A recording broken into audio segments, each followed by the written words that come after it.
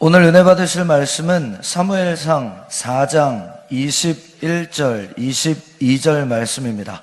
사무엘상 4장 21절에서 22절 말씀을 다 같이 봉독하시겠습니다. 이르기를 영광이 이스라엘에서 떠났다 하고 아이 이름을 이가봇이라 하였으니 하나님의 궤가 빼앗겼고 그의 시아버지와 남편이 죽었기 때문이며 또 이르기를 하나님의 궤를 빼앗겼으므로 영광이 이스라엘에서 떠났다 하였더라. 아멘. 할렐루야. 여러분 주님을 사랑하시면 아멘 하십시다. 하나님께서 오늘 이 시간 우리와 함께 하시고 우리 가운데 은혜와 축복을 더하여 줄 줄로 믿습니다. 믿음의 고백하겠습니다. 예수님 안에서 나는 언제나 행복합니다. 예수님과 함께 기쁘고 즐겁게 삽니다. 이렇게 사는 우리 모두가 되기를 예수님의 이름으로 축원합니다. 함께 읽은 말씀을 중심으로 엘리 집안의 멸망 한번 답시다. 엘리 집안의 멸망. 같은 제목으로 하나님 말씀 나누고자 합니다. 여러분, 세상을 보면 사회적으로 큰 업적을 남긴 사람이 이른바 자서전을 쓰게 됩니다. 나는 지난날 이렇게 살아왔다고 스스로 자신을 평하면서 자서전을 쓰게 되죠. 김대중 전 대통령도 자서전을 썼습니다. 또 미국의 빌 클린턴 대통령도 자서전을 쓰기도 하고 그 자서전을 통해서 수십억 원의 돈을 벌기도 했습니다. 더구나 그는 정치적으로는 많은 업적을 남기도 했지만 한 여인과의 스캔들로 인해서 그 명예가 땅에 떨어지기도 했는데 그것조차도 기회로 삼아서 자서전을 써서 많은 돈을 벌기도 했죠. 그런 이처럼 자서전을 쓰는 사람들을 보면 교묘하게 자신을 합리화시키기도 합니다. 그도 살아올 동안에 잘한 점도 있고 못한 점도 있겠죠. 잘난 점도 있고 부족한 점도 있었을 겁니다. 하지만 자신의 장점은 많이 알리고 자신의 단점은 교묘하게 숨겨서 자신을 이른바 합리화하는 자서전을 쓸 경우가 많이 있습니다. 그래서 저도 책을 좋아하지만 이런 자서전 같은 책들은 그렇게 많이 보지는 않습니다. 특별한 경우면 그 자서전을 보기도 하죠. 그런데 여러분, 우리 하나님은 다르십니다. 사람은 누구나 자신의 단점은 감추고 장점만 보이려고 하지 않겠습니까? 자신의 수치스러운 것이나 잘못한 것은 가리고 자신이 잘한 것만 보여주려고 하지 않겠습니까? 하지만 하나님은 다르다는 거예요. 하나님께서 우리 인생들에게 주신 사랑의 편지인 성경 말씀을 보면 하나님의 뜻과 하나님의 마음이 우리에게 담뿍 담겨 있음을 알 수가 있습니다. 그런데 성경 말씀은 놀랍게도 잘한 점, 좋은 점, 하나님 마음에 드는 점만 기록되어 있지 않습니다. 오히려 하나님께서 왜 이런 것까지 기록해 놓으셨을까? 이건 좀 뺐으면 좋겠다 하는 그와 같은 내용들조차도 성경 말씀에 가감없이 기록되어 있음을 알 수가 있죠. 이를테면 창세기에 나오는 유다와 다말의 이야기가 있습니다. 유다와 다말의 관계는 시아버지와 며느리의 관계였습니다. 그런데 여러 가지 사유로 인해서 결국 시아버지와 며느리가 관계를 맺고 자손을 이어가게 되고 그 자손이 다윗 왕까지 이어지게 되는 것을 성경 말씀을 통해 볼 수가 있습니다. 이런 입에 담기도 부끄러운 추한 이야기들이 성경 말씀에 그대로 나와 있다는 겁니다. 여러분, 다윗도 마찬가지가 아니겠습니까? 다윗은 어릴 때부터 하나님을 사랑했고 그래서 수금을 타며 하나님을 찬양했던 하나님이 사랑하시는 다윗이었습니다. 평생에 오직 하나님을 사랑했고 열심히 나라와 민족을 위해 싸워서 마침내 수많은 고난과 어려움을 극복하고 이스라엘 나라의 왕이 되었죠. 하지만 그도 치명적인 실수를 저지르게 됩니다. 한 여인에게 혹해서 그 여인과 동침을 하고 그 여인의 남편이었던 우리아를 전쟁터에 내몰아서 죽게 만들어요. 살인죄와 간음죄를 함께 지었습니다. 그런데 다윗 같은 위대한 왕의 기사도 좀 모른 채 하시고 내버려 두었으면 좋겠는데 그렇지 않고 그 내용도 자세하게 나옵니다.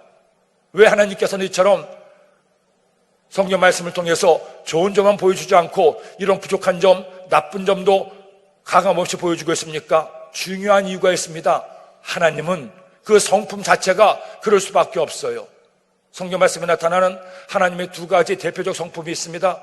한 가지의 성품은 사랑이라는 성품이고 두 번째는 공의라는 성품입니다. 이 사랑과 공의는 마치 양 손바닥과 손등처럼 뗄래야 뗄 수가 없는 하나님의 두 가지 성품인 것을 알 수가 있죠.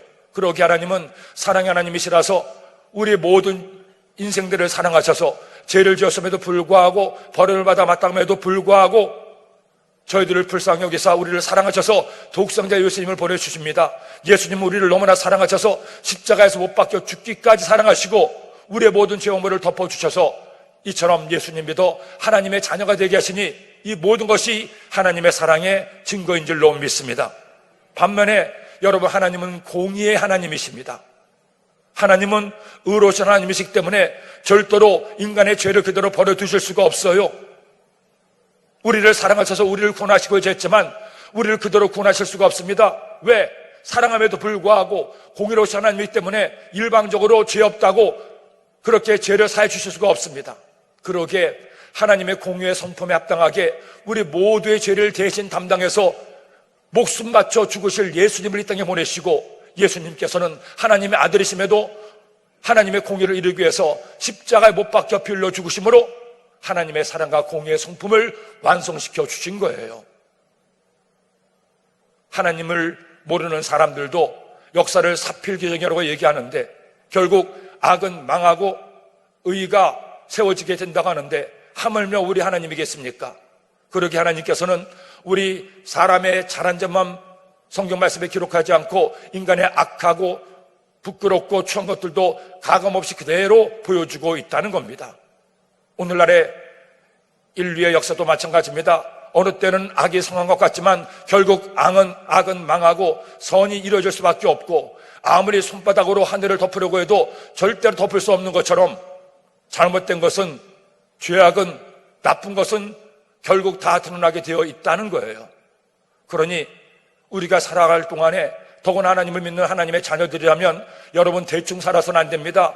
하나님께서는 우리를 사랑하시는 사랑의 하나님이기도 하지만 공의 하나님이심을 기억하고 우리 안에 하나님의 성령이 함께 계시니 그 성령 하나님도 의로우신 하나님이시기 때문에 우리가 바르고 정직하고 의롭게 살아가야 될 의무와 사명이 있음을 꼭 알아야 됩니다. 에베소 5장 8절 이하의 말처럼 빛의 자녀들처럼 행해야 되는데, 빛의 자녀들처럼 행하기 위해서는 착함과 의로움과 진실한 삶을 살아야 돼요. 예수님 믿는다고 하면서도 거짓말을 반복하고 자기가 해놓고도 모른 체하고 외면하고 그렇게 죄짓고 불의하게 살아서는 안 됩니다. 오늘날 기독교가 21세기 들어서 여러 가지 많은 침체를 겪고 한국교회가 어려움을 겪는 이유 중에 하나는 20세기 말에 한국교회가 한참 부흥하고 성장했을 때 한국을 이끌어가는 많은 리더들 가운데 예수님을 믿는 사람들이 있었습니다. 그런 예수님을 믿는 사람들이 오히려 예수님을 믿지 않은 사람과 마찬가지로 뇌물을 주고받고 한 입으로 다른 말을 하고 공의롭지 못한 행동을 보인 것이 국민들에게 알려지게 되고, 심지어는 전 국민이 바라보고 있는 청문회에서조차 직분의 이름을 들먹여가면서 얘기했던 것들이 믿지 않은 사람들에게 크나큰 오점으로 남게 돼서, 그래, 예수 믿는다고 해서 더 나을 게 없구나, 우리와 다를 바가 없구나, 아니 예수 믿는 사람들이 더하네, 이런 생각들이 믿지 않은 사람들의 마음에 들어가서 전도를 방해하고 한국 사회가 더 병들게 하고 한국교회가 침체를 막게 하는 빌미를 제공했음을 우리가 알고 있습니다. 그러므로 우리가 주님 믿으며 살면서 꼭 기억해야 될 것이 있습니다. 바르고 의롭고 착하고 진실되게 살기 위해서 최선을 다해야 돼요. 교회 나와서 하나님 앞에 예배드리고 말씀으로 하나님의 음성을 듣고 하나님께 기도하며 능력을 받습니다. 하지만 그것만으로 끝나서는 안 됩니다. 여러분이 세상 속에 들어가서 여러분의 삶의 자리에서 하나님 보시기에 의롭고 진실되고 정직한 삶을 살아서 이제는 믿지 않는 사람들의 생각도 바뀌어야 됩니다. 역시 예수 믿는 사람들은 다르구나. 나도 저들처럼 착하고 의롭고 바르게 살기 위해서, 복받으며 살기 위해서 예수님을 믿고 교회를 나가야겠다. 이것이 전도고, 이것이 한국교회가 살 길이고 한국 사회가 나가야 될 길입니다. 남 탓하지 말고 우리들 자신부터, 우리 강남성전의 성도님들부터 저와 함께 그렇게 살기 위해서 최선을 다하게 되기를 예수님의 이름으로 축원합니다. 오늘 말씀의 내용도 이것입니다. 하나님의 공의가 엄정하게 이스라엘 민족의 역사 가운데 드러나고 하나님께서 3장 말씀에 예언하신 엘리 집안의 멸망 사건이 오늘 말씀에 나오게 됩니다. 이 말씀을 통해서 한 집안의 멸망 때문에 아파할 것만이 아니라 하나님의 공의는 이처럼 엄정하고 우리가 주님 믿으며 살 때 바르고 착하고 진실되게 살아야 될 것임을 깨닫는 우리 모두가 되기를 예수님의 이름으로 축원합니다. 자, 그렇다면 하나님의 예언의 말씀은 어떻게 성취가 됩니까? 제일 먼저 4장 1절로 11절에 보니 하나님의 언약궤를 빼앗기는 내용이 나오게 됩니다. 먼저 1절 말씀 함께 읽겠습니다. 사무엘의 말이 온 이스라엘에 전파되니라. 이스라엘은 나가서 블레셋 사람들과 싸우려고 에베네셀 곁에 진치고 블레셋 사람들은 아벡의 진을 쳤더니, 사무엘이 이제 모든 사람들에게 그 이름과 명성이 알려지게 되고 가는 곳마다 하나님 말씀을 전하게 됩니다. 그래서 한 젊은 선지자가 나왔다고 하더라. 사무엘에는 젊은 선지자가 어릴 때부터 성막에서 자랐는데 이제 하나님 말씀을 전하는 선지자의 사명을 감당하더라 하는 소식이 알려지게 됩니다. 하지만 아직은 사무엘사에게 초창기였죠. 여전히 이스라엘의 종교적 정치적 리더는 엘리 아들들인 홈니와 비느하스였습니다. 그런데 그 당시에 블레셋 사람들과 이스라엘이 또 한 번 전투를 하게 됩니다. 이스라엘은 에베네셀 곁에 진을 치고 블레셋은 아박의 진을 쳤죠. 그리고 이 전투에서 이스라엘은 뼈아픈 패배를 경험하게 되죠. 2절로 3절 말씀, 블레셋 사람들이 이스라엘에 대하여 전열을 벌이니라. 그 둘이 싸우다가 이스라엘이 블레셋 앞에서, 사람들 앞에서 패하여 그들에게 전쟁에서 죽임을 당한 군사가 4,000명가량이라. 백성이 진영으로 돌아오매 이스라엘 장로들이 이르되 야훼께서 어찌하여 우리에게 오늘 블레셋 사람들 앞에 패하게 하셨는고, 야훼 언약궤를 실로에서 우리에게로 가져다가 우리 중에 있게 하여 그것으로 우리를 우리 원수들의 손에서 구원하게 하자 하니. 블레셋과 이스라엘과의 전투가 벌어졌습니다. 헌데 하나님이 함께 하신다는 이스라엘이 그만 여지없이 패배하고 4,000명이 죽음을 당하게 됐어요. 이렇게 패배했을 때 그 패배의 원인을 어디서 찾습니까? 여러분, 이스라엘 사람들을 보세요. 그 패배의 원인을 하나님께서 찾습니다. 하나님께서 어떻게 해서 우리를 블레셋 사람들 앞에서 패하게 했느냐? 자신들에게서 패배의 원인을 찾는 것이 아니라 하나님에게 패배의 원인을 돌리는 겁니다. 여러분, 이 당시까지만 하더라도 지난 시간에도 말씀드린 것처럼 이스라엘은 신정 공동체였습니다. 왕도 없었습니다. 세습하는 리더들도 없었죠. 그때 하나님께서 사사를 벌이셔서 이스라엘의 위기에 있을 때 사사라와 함께 힘을 합쳐서 그 위기를 벗어나게 했죠. 결국 하나님께서 이스라엘 백성들에게 율법을 주셨고, 율법의 말씀 따라 잘 살면, 하나님의 말씀대로 살면 복을 주시고 승리하게 하시되, 하나님을 떠나 자기들 마음대로 살면 패배하고 고난당할 것임을 말씀해 주셨는데, 그들은 하나님을 믿노라 하면서도 사사시대에 계속해서 점점 더 하나님을 놀려하고 자기 소견대로, 자기 욕심대로, 자기 뜻대로 살다가 패배하는 거예요. 이번 블레셋과의 전투에서도 마찬가지였습니다. 하나님 말씀이 희귀하고 하나님의 은혜가 사라진 이스라엘이 이길 수가 없었죠.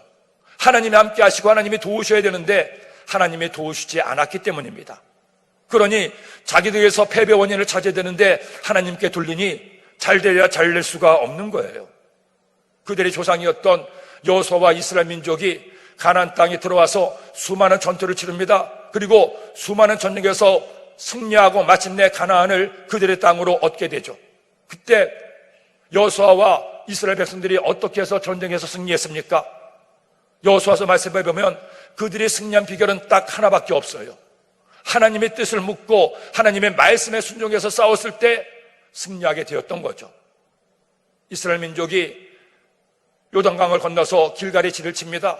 그리고 여리고 성 전투를 앞두었을 때 어떻게 여리고 성 전투에서 이길 수가 있었습니까? 여리고 성은 그 성벽의 두께가 6m나 되는 아주 견고한 성이었습니다. 세상에서 가장 오래된 도시 중에 하나가 여리고라는 도시였는데 오래전부터 성곽을 쌓고 도시생활하던 여리고였기 때문에 3400년 당시에 여리고 성은 지금 고고학적 발굴에 의해서 드러나고 있는 것은 그 당시로는 상상도 없을 만큼 견고한 성이었다고 학자들이 입을 모아 얘기하죠. 그런 성이 여지없이 무너진 거예요. 어떻게? 하나님의 능력으로. 여호수아서 6장 2절로 3절 말씀 읽겠습니다. 야훼께서 여호수아에게 이르시되 보라, 내가 여리고와 그 왕들과 용사들을 내 손에 넘겨주었으니 너희 모든 군사는 그 성을 둘러 성 주위를 매일 한 번씩 돌되 엿새 동안을 그리하라. 다른 건 명령하지 않습니다. 여호수아야, 다른 전법을 너에게 명하지 않겠다. 너희 모든 군사들을 모아서 하루에 한 번씩만 돌아라. 그리고 마지막 7일째는 7번을 돌되 마지막 7번째 돌 때는 소리쳐 외치면 내가 너희들에게 승리를 줄 것이다. 그렇게 크게 견고한 여리고성이 한 바퀴씩 돈다고 무너지겠어요? 말도 안 되잖아요. 사람의 상식으로는 이해가 안 됩니다. 군사적으로는, 전법으로는 설명이 안 됩니다. 하지만 하나님께서 그렇게 명하신 것은 다른 것 보신 것이 아니에요. 이스라엘이 하나님 말씀에 순종하느냐, 그렇지 않느냐. 하나님의 뜻을 묻고 하나님의 뜻대로 나아가느냐, 그렇지 않느냐. 우리가 하나님의 응답과 기적을 체험하기 위해서 하나님이 뭘 보십니까? 우리가 얼마나 많이 가졌는가? 우리가 얼마나 많이 배웠는가? 우리가 얼마나 많은 일을 했는가? 아니에요. 우리가 얼마나 주의 뜻에 순종하는가? 하나님의 뜻대로 살려고 몸부림치며 노력하는가? 그렇게 순종했을 때 마침내 놀라운 승리를 거두었습니다.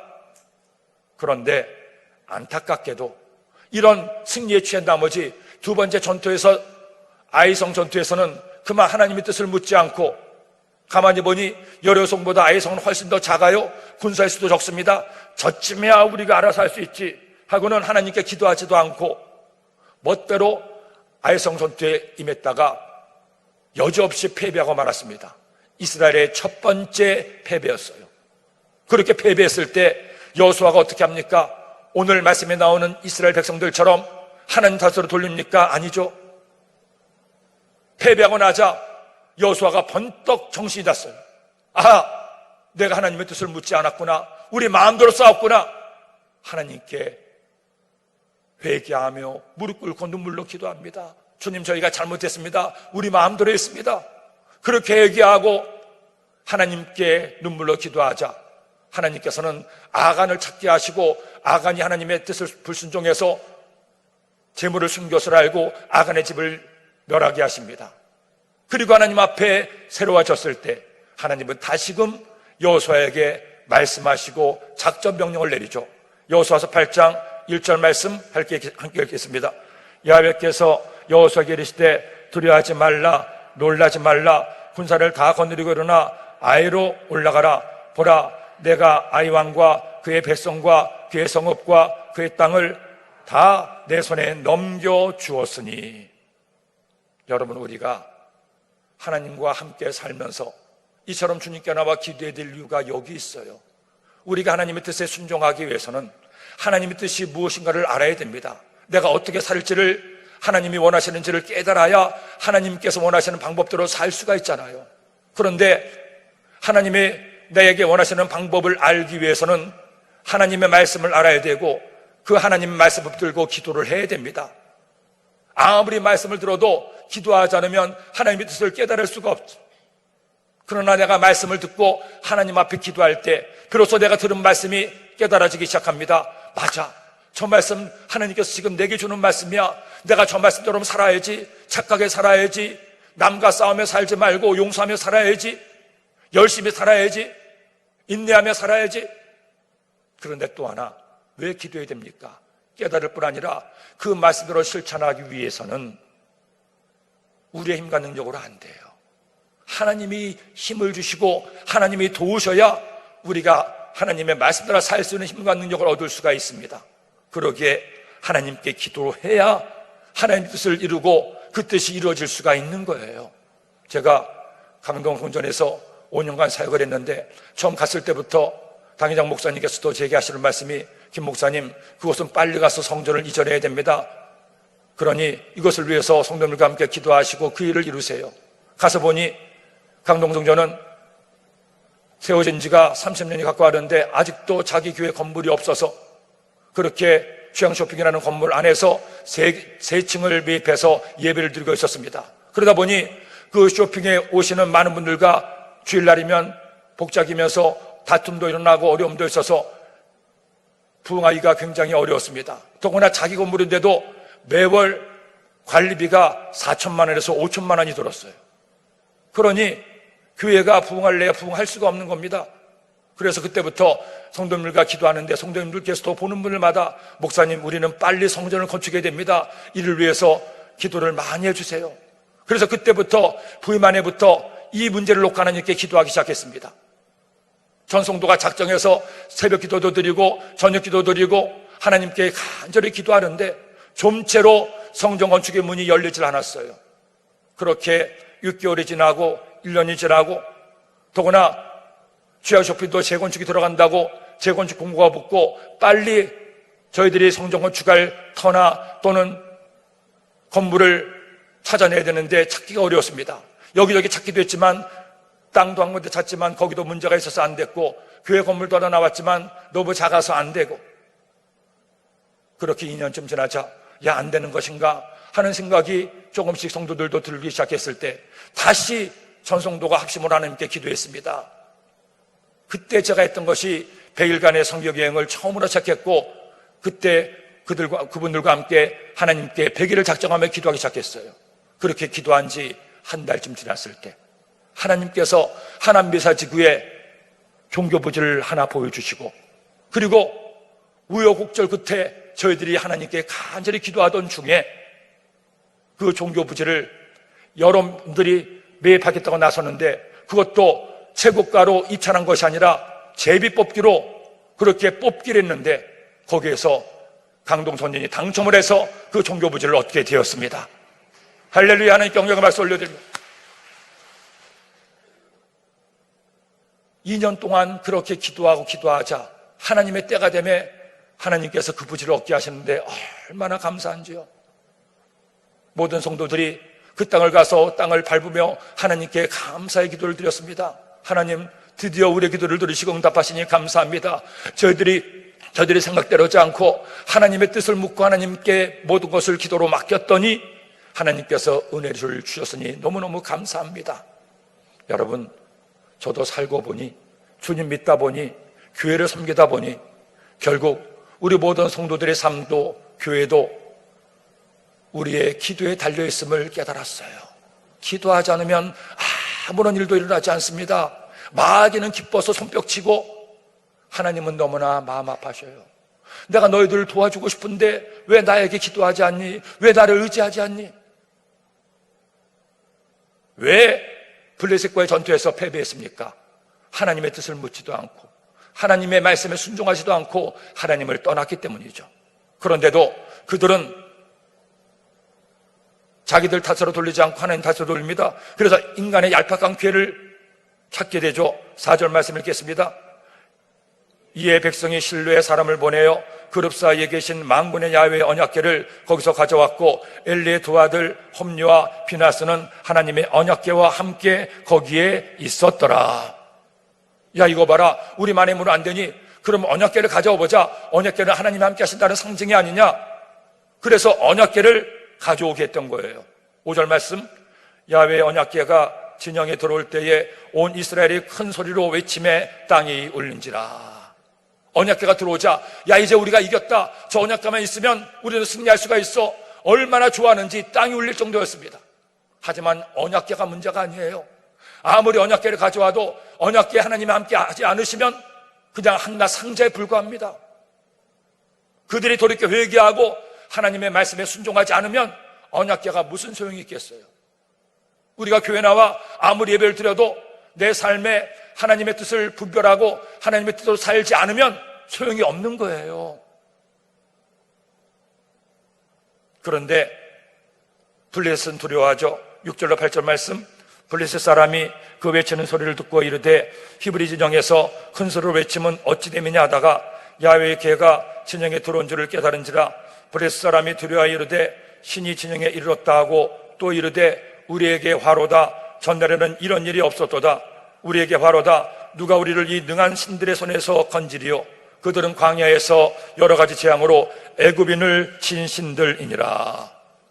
이렇게 두려워하고 떠는데 그 중에서도 블레셋 사람들이 자기들끼리 서로 용기를 북돋게 해서 이렇게 얘기합니다. 9절로 10절 말씀, 너희 블레셋 사람들아 강하게 되며 대장부가 되라. 너희가 히브리 사람의 종이 되기를 그들이 너희의 종이 되었던 것 같이 되지 말고 대장부같이 되어 싸우라 하고 블레셋 사람들이 쳤더니 이스라엘에 패하여 각기 장막으로 도망하였고 사력이 심히 커서 이스라엘 보병에 엎드린 자가 3만 명이었으며. 언약궤가 있으면 뭐합니까? 하나님이 떠났는데 결국 이스라엘은 또 한 번 패배합니다. 무려 3만 명이 죽음을 당해요. 그러나 그들의 비극은 여기서 끝나지 않습니다.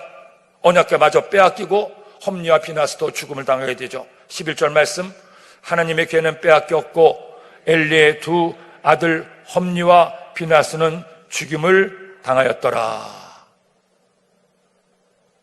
제가 독일에 있을 때 살던 디들도르프 근처에 쾰린이라는 도시가 있었습니다. 그 쾰린이라는 도시는 로마 시대부터 있던 고대 도시 중에 하나였는데 그 도시에 유명한 상징물이 하나가 있습니다.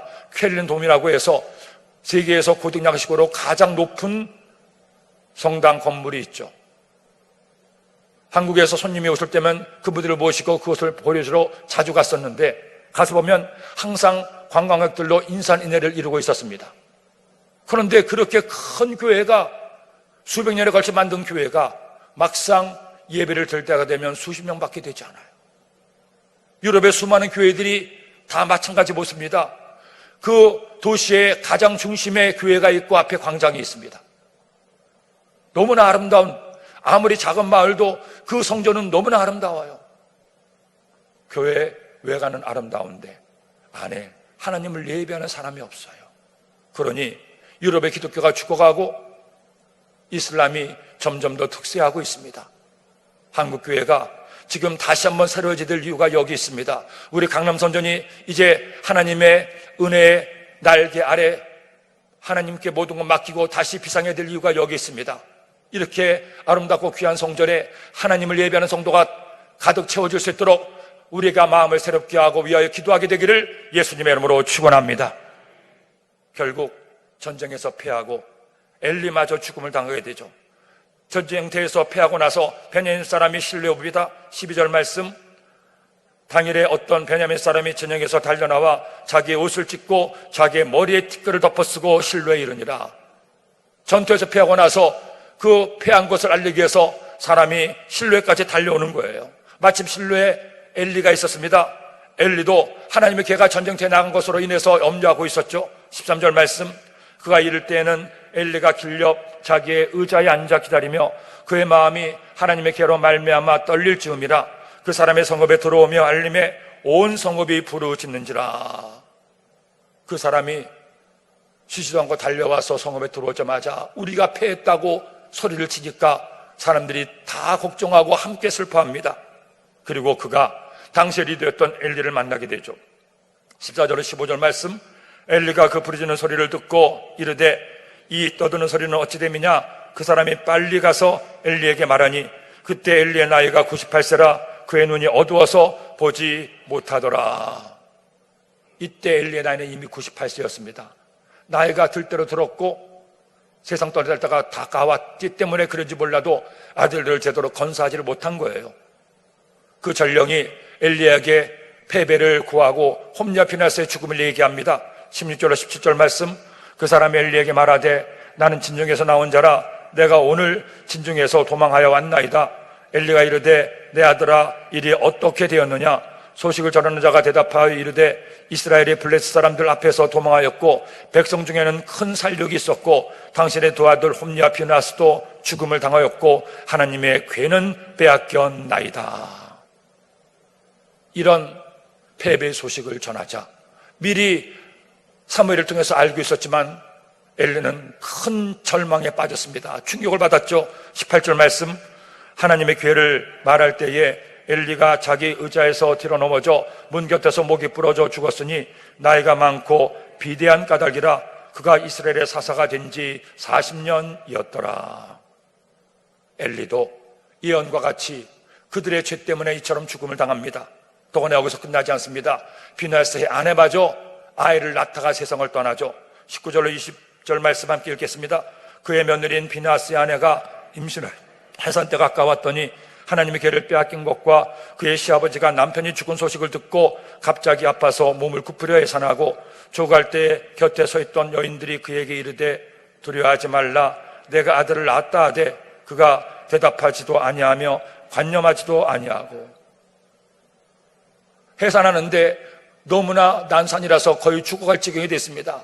그 와중에서도 남편 죽었다는 말 듣고 그녀가 이렇게 외치며 세상을 떠나죠. 21절로 22절 말씀, 이르기를 영광이 이스라엘에게서 떠났다 하고 아이 이름을 이가봇이라 하였으니 하나님의 괴가 빼앗겼고 그의 남편과 시아버지와 남편이 죽었기 때문이며 또 이르기를 하나님의 괴를 빼앗겼으므로 영광이 이스라엘에서 떠났다 하였더라. 영광이 이스라엘에게서 떠났다 하였더라. 여러분, 하나님의 영광이, 하나님의 임재하심이 떠난 교회는, 성도는 더 이상 교회일 수가 없고 성도일 수가 없어요. 우리가 하나님의 백성, 거룩한 성도가 되기 위해서는 언제나 하나님과 함께 동행하는 삶을 살아야 됩니다. 하나님의 교회가 진정 하나님의 교회이기 위해서는 하나님의 영광이 그 교회 가운데 임해야 됩니다. 어떻게 하나님의 영광이 그 교회와 성도 가운데 임할 수 있습니까? 말씀드린 것처럼 두 가지입니다. 말씀과 기도입니다. 말씀이 내게서 없고 말씀의 교회 안에 선포되지 않고 기도가 중단되면 그 교회는, 성도는 달려야 잘 될 수가 없어요. 이번에 베일간의 성령 여행을 준비하고 특별히 이번 첫 주간 재직 특별 새벽 기도를 준비하면서 대성전에서 이처럼 예배를 드리기로 하고 예배를 드리고 있습니다. 그렇게 계속 매일마다 기도하는 가운데 하나님께서 마음에 감동을 주셨어요. 김 목사, 너희들이 앞으로 100일간의 성령 여행을 계속할 텐데 너희가 주일마다 나를 예배하는 성전인 이 성전에서 나를 예배하고 나에게 기도해라. 앞으로 100일간 성령 여행을 하나님께 떠나면서 앞으로도 계속해서 다음 주일에도 이 대성전에서 하나님 앞에 예배를 드리고 이 대성전에서 하나님께 기도함으로 하나님의 은혜가, 하나님 영광이 이전에 가득할 수 있도록 우리가 최선을 다하면 하나님이 기뻐하시고 은혜와 응답을 더해줄 줄로 믿습니다. 생각해보니 부족한 종이 여기까지 올 모든 상황 가운데 결국 여러분들을 섬기고 주님의 일꾼 될 수 있던 것은 너무나 부족하기에, 연약하게 하나님 앞에 기도했을 때 하나님께서 붙들어 주셨습니다. 제가 한국에서 14년간 본교에서 사역하다가 독일로 가서 10년간 사역을 했을 때 가서 보니 지난번에도 말씀드린 것처럼 제가 섬기던 독일 지델베르크 순복음교회는 이전하기 전부터 작은 교회였지만 자기 교회가 있어서 새벽 예배를 드릴 수가 있었습니다. 본교에 있을 때는 새벽 예배를 그렇게 많이 드리질 않았습니다. 순서가 있을 때만 예배를 드렸는데 거기 가서 담임 목사가 되다 보니 새벽 예배를 드리는데 그때만 해도 제 나이가 40이 되었기 때문에 아직 젊었습니다. 그런데 새벽 예배가 너무너무 힘든 거예요. 하루 이틀도 아니고 매일마다 새벽에 나오는 것이, 원래 밤에 잠이 없었고 새벽에 잠이 많았던, 아침잠이 많았던 제가 새벽 예배를 드려고 하니 정말 어느 때는 도대체 이 새벽 예배 누가 만들었어? 왜 우리는 새벽 예배를 드려야 되는 거야? 다른 데는 새벽 예배 안 드리는데? 나중에 성경을 보니까 예수님께서 새벽 예배를 먼저 드리셨더라고요.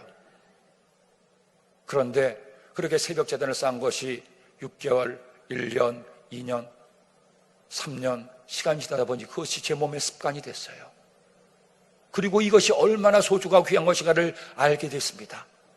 하루의 첫 시간, 눈을 떠서 가장 먼저 하나님을 기억하고 주의 전에 나와서 하나님 앞에 무릎 꿇고 기도함으로 하루를 기도로 시작하고 말씀 받아 말씀으로 시작하니 하루가 하나님 은혜 가운데 살 수밖에 없고 하나님이 그를 도우실 수밖에 없음을 철저하게 깨닫게 됐어요. 그때로 저의 믿음 생활이 바뀌었습니다. 새벽을 깨우는 삶으로 바뀌었고 그렇게 되자 하나님은 많은 은혜를 베풀어 주셨습니다. 여러분, 재직 특별 새벽교회는 오늘로 끝나지만 100일간의 성령 여행은 계속 진행됩니다. 저는 오늘 시간 이 자리에 함께한 여러분 모두가 이 여행에 동참하기를 원합니다. 나의 삶의 새로운 회복과 은혜를 얻기 위해서, 우리 강남 성전 가운데 하나님의 위대한 풍의 역사가 다시금 일어나기 위해서 여러분 함께 기도합시다.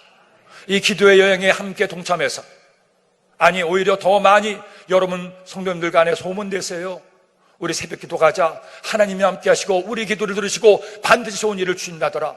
함께 권면해서 우리 모두 주 안에 승리하는 여러분 모두가 되기를 예수님의 이름으로 축원합니다. 이번 100일간의 성령여행을 통해서 하나님 반드시 여러분 가운데 응답과 기적을 더하여 줄 줄로 믿습니다. 그리고 여러분 꼭 바인더를 사셔서 그 안에 한 장 한 장 내가 함께 나눈 말씀을 여러분 보관하시고 잘 놓으세요.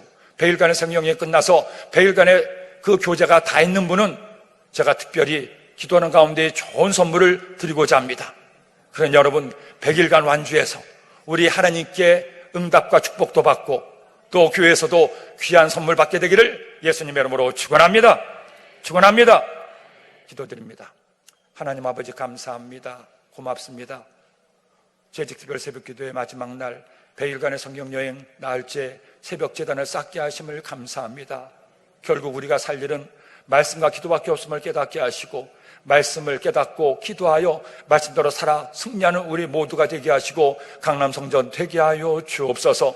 오늘도 귀한 예물 드리는 손길마다 30배, 60배, 100배 만배로 갚아주시고 마음의 소원을 응답하여 주옵소서. 특별히 새벽마다 아침을 깨우며 기도하는 우리의 젊은 학생들이 있습니다. 주와 명체를 더하시고 다가오는 중간고사에 좋은 성적 거두게 하시고 하나님 은혜가 있게 하여 주옵소서. 예수님의 이름으로 기도드립니다. 아멘.